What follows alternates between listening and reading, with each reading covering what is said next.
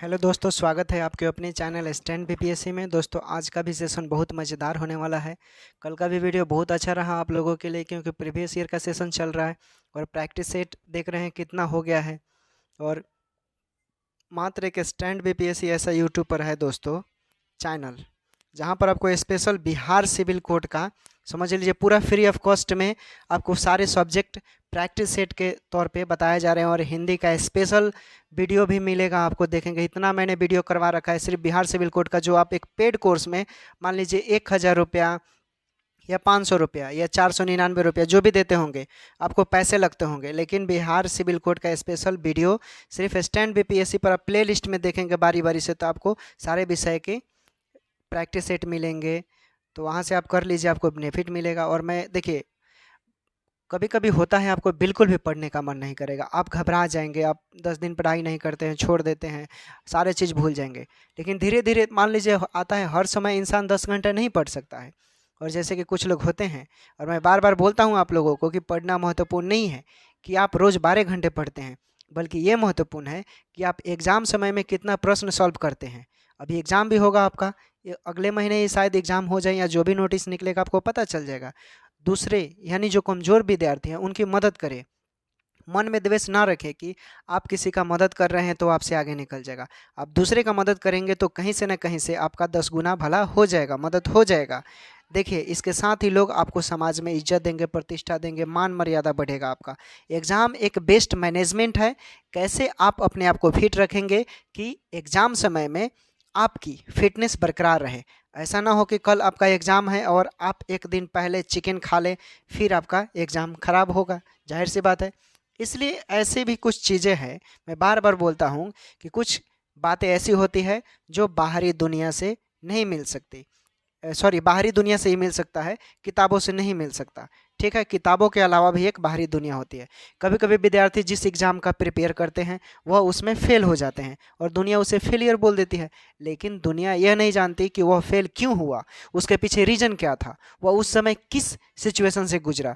कभी कभी तेंदुलकर, सचिन तेंदुलकर जो क्रिकेट के भगवान कहलाते हैं, वो भी जीरो पर आउट हो चुके हैं बहुत बार। इसका ये मतलब नहीं कि वो फेलियर है, फेलियर हैं नहीं ना।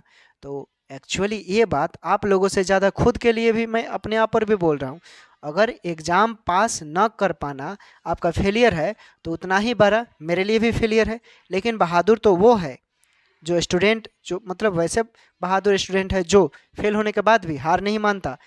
ज़िंदगी में कभी कभी आपको पता है कि ऐसे पीरियड आएंगे, आपको खुद डिसीजन लेना होगा कि आप क्या करना है क्या नहीं करना है, आपको ही मिलेगा। और कभी कभी तमीज़ स्टूडेंट के लिए बहुत मायने रखता है, क्योंकि तमीज़ के बिना आप कुएं में मेढक के समान है।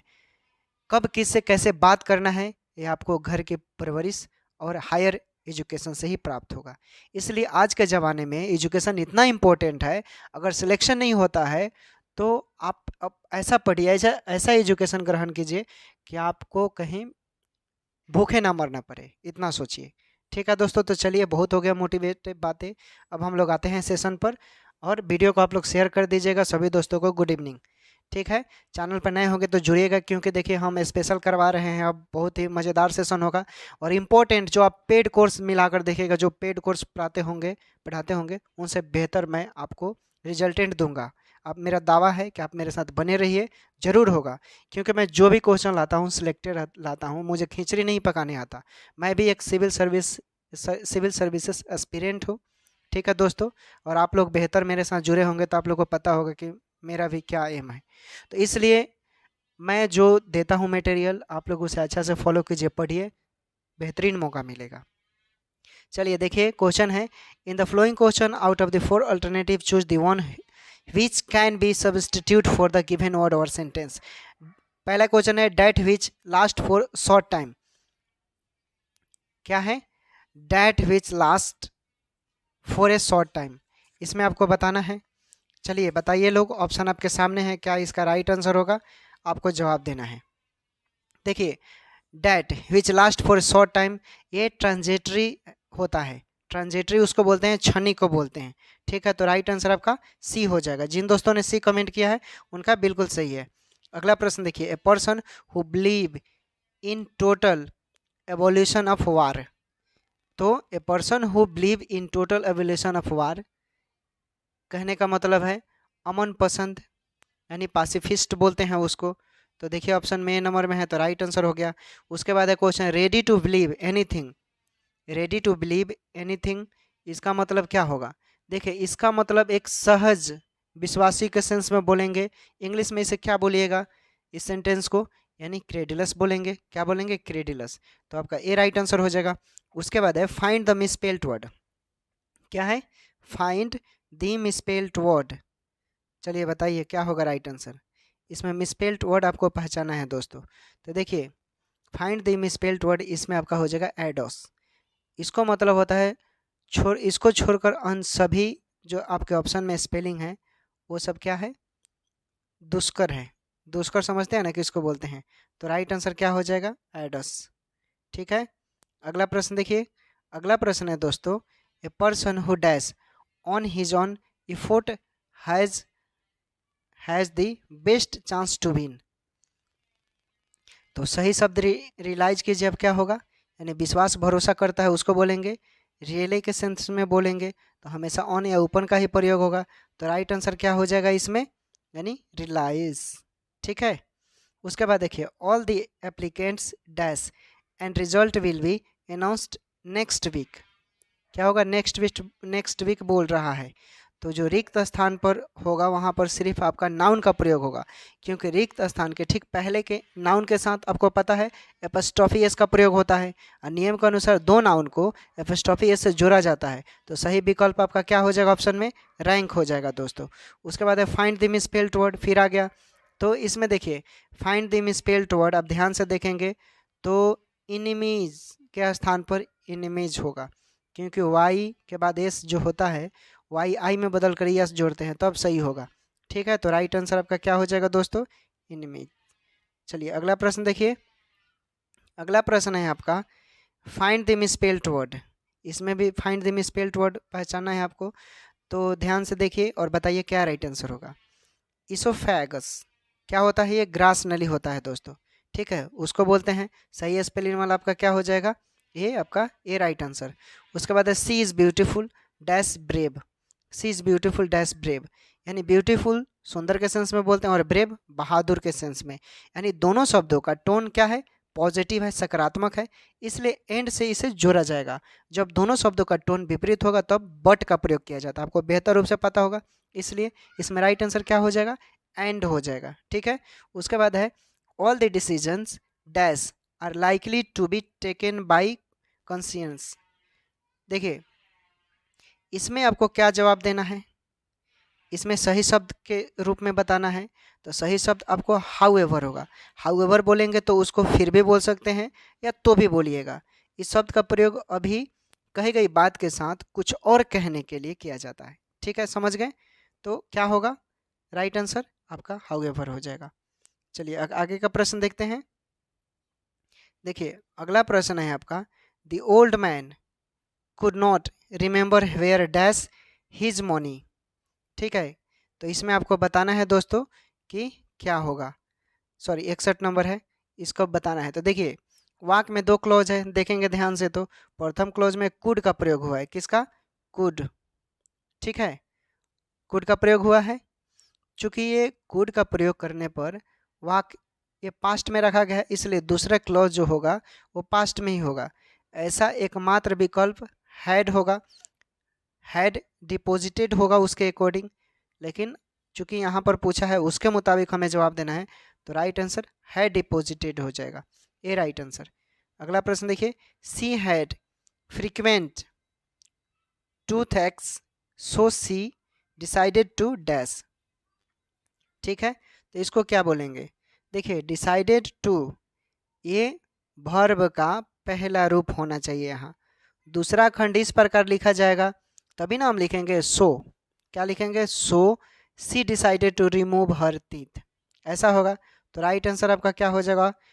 Have her teeth removed. Right answer D हो जाएगा। ठीक है, जिन दोस्तों ने डी कमेंट किया है उनका बिल्कुल ही सही है। अगला प्रश्न देखिए at one time mister Ram dash is super market. Super market की बात कर रहा है। देखिए एट वन टाइम यानी पास्ट को रेफर करने वाला एडवर्ब ऑफ टाइम होता है जिसके साथ हम वर्ब का दूसरा रूप प्रयोग करते हैं। तो ऑन का क्या हो जाएगा, ऑन्ड हो जाएगा। तो राइट आंसर यहाँ पर क्या हो जाएगा, सी हो जाएगा। उसके बाद देखिए, इन the following question out of the four alternative choose the one which best can express the opposite meaning of the word given in capital letters. ठीक है, गिवन इन कैपिटल लेटर्स की बात कर रहा है। तो अब ध्यान से देखेंगे, चूंकि कैपिटल लेटर के फॉर्म में रिपेल होगा, इसका मतलब क्या होता है, हटाना या किसी चीज़ को सेक्रीफाइस करना या त्यागना या प्रतिकर्षित करना। ओके, तो राइट आंसर यहाँ पर अट्रैक्ट हो जाएगा। ठीक है, बेस्ट एक्सप्रेस दे रहा है इसका। उसके बाद है अपेलिंग। ठीक है, तो देखिए इसका मतलब होता है डरावना। इसका अपोजिट कंसोलिंग क्या हो जाएगा, कंसोलिंग ही होगा, चूँकि डरावने के सेंस में यही होगा अपोजिट। चलिए आगे का प्रश्न देखिए। उसके बाद है दोस्तों पैसिफाई। क्या है, पैसिफाई। तो देखिए पैसिफाई यानी शांत करना। क्या होता है, शांत करना। इसका अपोजिट इनरेज होता है, मतलब क्रोधित करना। ठीक है, तो राइट आंसर क्या हो जाएगा, इनरेज। ठीक है, अगला प्रश्न देखिए। इन the following question out of the four alternative choose the one which best express the meaning of the given word. ठीक है, उसके बाद देखिए, तो बेस्ट एक्सप्रेस बताना है, इसमें भी बेकॉन्ड दिया है, तो इसका मतलब होता है इशारा करना या बुलाना। तो बेस्ट एक्सप्रेड, बेस्ट इसका एक्सप्रेशन क्या होना चाहिए ऑप्शन के मुताबिक, चूंकि बुलाया, तो बुलाया को हम कॉल्ड बोलेंगे। राइट आंसर सी हो जाएगा। उसके बाद ऑब्स्टिनेट है। क्या है, ऑब्स्टिनेट। ठीक है, ऑब्स्टिनेट है यानी जिद्दी के सेंस में बोलते हैं, जो बहुत जिदिया होता है ना उसको। बेस्ट एक्सप्रेस इसका यहाँ पर बताना है आपको, तो स्टॉबर्न बोलेंगे। क्या बोलेंगे, स्टॉबर्न। डी नंबर में देखिए दिया हुआ, तो ही आपका राइट आंसर हो जाएगा। अगला प्रश्न देखिए, अगला प्रश्न है, उसके बाद है डी क्रिप्यूटेड। ठीक है, डी क्रिपिट्यूड, डी क्रिपिट्यूड दिया है, इसका मतलब क्या होता है, यानी दुर्बलता। दुर्बलता के श्रेणी में बोलते हैं, कमजोर के श्रेणी में, यानी इसका बेस्ट एक्सप्रेस आपको बताना है, तो फिबलिनेस बोलेंगे। फिबलिनेस मीन्स दुर्बलता होता है। तो ऑप्शन में देखिए दिया हुआ है, तो ही राइट आंसर हो जाएगा। उसके बाद है are you really desires desirous dash visiting Japan. तो मतलब आप डिजायरेबल, कहने का मतलब है कि आपके अंदर इच्छा है, आपका मन कर रहा है तभी। ठीक है, तो डिजेरियस के साथ हमेशा ऑफ का प्रयोग होना चाहिए, तभी सेंटेंस सही होगा। तो इसलिए यहाँ पर राइट आंसर ऑफ हो जाएगा। उसके बाद the sky is overcast we dash the storm will soon burst. ठीक है, देखिए सही शब्द एक्सपेक्ट लेना होगा आपको यहाँ पर, क्योंकि इसका प्रयोग टू थिंक और बिलीव दैट समबडी या समथिंग विल कम, या दूसरे फॉर्म में और बोले तो आप देखिए इसको कैसे डिटेल में बताते हैं। 71 है, देखिए एक्सपेक्ट आपको इसलिए लेना होगा क्योंकि इसको टू थिंक या टू थिंक बोलिए या बिलीव दैट समबडी, क्या बोलेंगे, बिलीव दैट समबडी। ठीक है, उसके बाद बिलीव दैट समबडी यानी something will come, something will come भी लिख सकते हैं आप, तो ये भी सही होगा। या आपको ये नहीं समझ में आता है तो आप और लिखिए डैट समथिंग विल हैपन। क्या लिखेंगे, डैट मतलब इन तीनों में से जो भी आपको लिखना है वो लिखिएगा, वो सही हो जाएगा। तो इस तरह आपका राइट आंसर एक्सपेक्ट होगा। ठीक है, उसके बाद है the candidates expedition was dash for its brevity and clarity. ठीक है, देखिए यहाँ पर सही शब्द आपको चुनना है, तो असाधारण और आश्चर्यजनक। हिंदी हम बता दिए, आप इंग्लिश में पकड़िए क्या होगा, तो रिमार्केबल, सी राइट आंसर हो जाएगा। चलिए अगला प्रश्न देखिए, आगे का प्रश्न इसमें क्या बोल रहा है। In the following question four alternative are given for the item or phrase in bold in the sentence, choose the alternative which best express the meaning of the item or phrase. The king had been made to eat humble pie. अब इसमें आपको चुनकर बताना है क्या होगा right answer. देखिए नाक रगड़ना, माफ़ी मांगना, टू हैव टू अपोलोजाइज बोलते हैं, टू हैव टू अपोलोजाइज, यानी टू ईट हम्बल पी। तो right answer to have to apologise, right answer B हो जाएगा। The saint's life was an open book, the saint's life was an open book, ठीक है, क्या right answer होगा? देखिए, तो एन ओपन बुक, खाली किताब को होना बोलते हैं, ठीक है। One date held no secrets, one date held no secrets, ठीक है, तो राइट आंसर डी हो जाएगा, ठीक है। चलिए